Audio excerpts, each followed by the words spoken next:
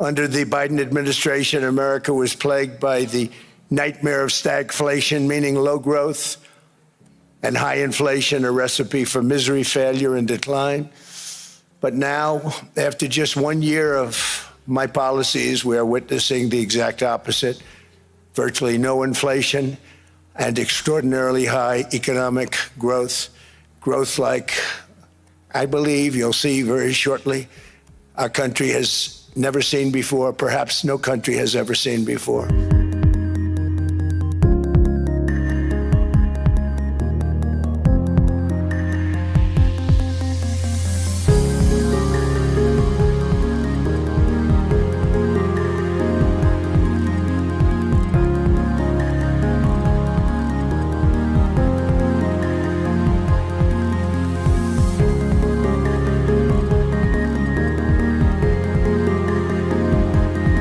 Since my inauguration, we've lifted more than 1.2 million people off of food stamps, and after 4 years in which Biden secured less than $1 trillion of new investment in our country. Think of that, $1 trillion, substantially less than that.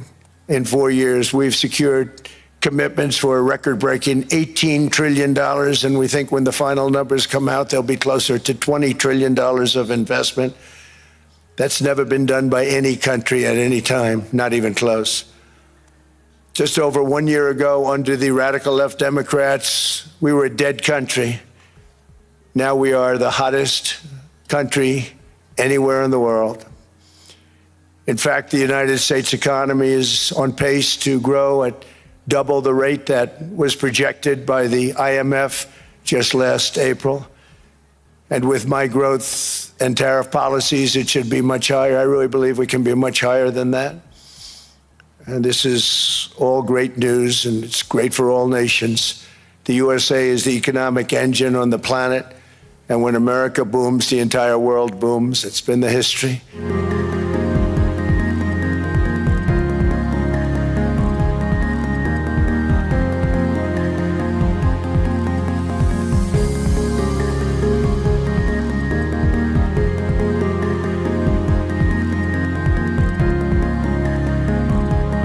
We've got some breaking news over Greenland. Now, last hour, the US President Donald Trump appeared alongside the NATO Secretary General Mark Rutte on the sidelines of the Davos Forum.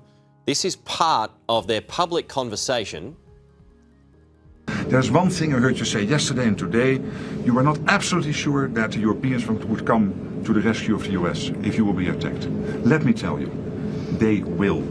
And they did in Afghanistan, as you know, for every American who paid the ultimate, for every 2 Americans who paid the ultimate price, there was 1 soldier from another NATO country who did not come back to his family. From the Netherlands, from Denmark, particularly, from other countries. So you can be assured, absolutely, if ever the US will be under attack, your allies will be with you. Absolutely, there's an absolute guarantee. I really want to tell you this because it is important. It pains me if you think it is not. And under your leadership, this alliance is stronger than ever. Mr. President, when you said you would remember if Denmark did not agree to a deal on Greenland, what did you mean? What are the consequences? You'll have to figure that out for yourself. You're a smart guy. Mr. President, do you see a price for Greenland that's reasonable? I could see that, yeah. How would you calculate I could see that, but there's a bigger price, and that's the price of safety and security and national security and international security, having to do with many of your countries. Mm-hmm. That's really the price, and that's the big price. And as you know, we're doing the Golden Dome. It's going to be very expensive, and it's better if we have Greenland than it is without.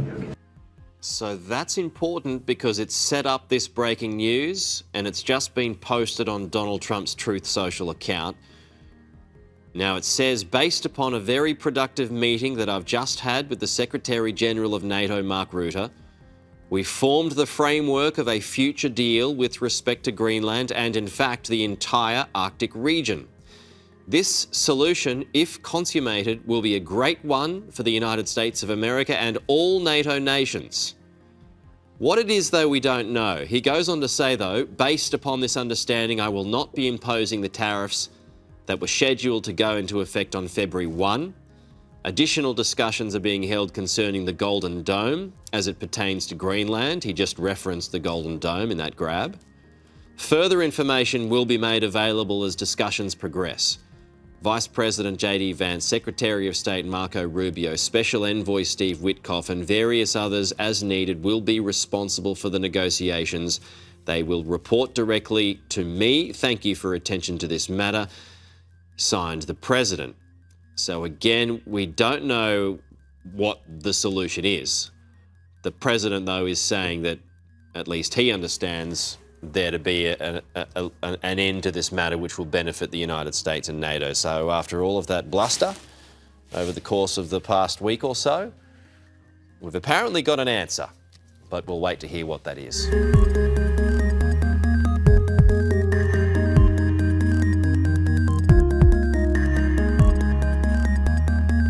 Let's get back to the breaking news now that Donald Trump says a framework deal has been reached over Greenland, which will have economic consequences and an impact on our markets. Today, joining us on this is the Chief Investment Officer at the Motley Fool, Scott Phillips. Good to see you this morning. So what will the effects be? Pete, good morning. It is anybody's guess. We saw the US market down 2%, not before last night, up 1.3%. This is the volatility and the uncertainty of Donald Trump. The market already jumped on his Davos speech directly. That's before the footage you've been showing subsequently of him saying a deal had been done. So it jumped on the fact he said they wouldn't use force to take Greenland. That was worth a 1.3% jump when that statement was made. Subsequently now, market closed. So we'll see what happens when it comes to our market here today. I suspect it's probably good news overall if the deal is actually done. I will say we know the announcement versus the reality from Donald Trump can be quite broad, quite distant. What I think the markets will love is the fact there is no likelihood of force. And if there's no deal, there's no deal. We are where we are. If there is a good deal, it works for America and or Greenland and or the world, that's actually a positive. So we've gone from this could spiral out of control to somewhere probably between neutral and positive. The overlaying one, of course, on top of all that is who knows what comes next. And so the markets really are taking most of this largely in their stride. I mean, that 2% fall was pretty big.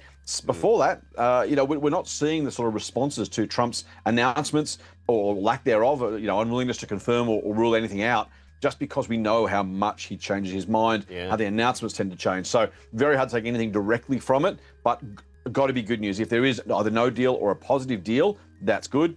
Maybe the details are negative, but we shouldn't rule that out. But much better than the risk of force or an ongoing trade tariff war. Yeah, look, I mean, and as we know, when it comes to Donald Trump, often he makes announcements and the details do come later. I mean, we've seen this so many times before.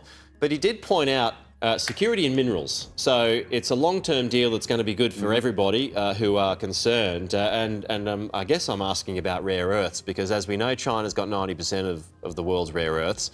Greenland's got a stack of it that's untapped. I mean, wouldn't be a bad business move or investment move to be caught up in rare earths at the moment, it seems, Scott.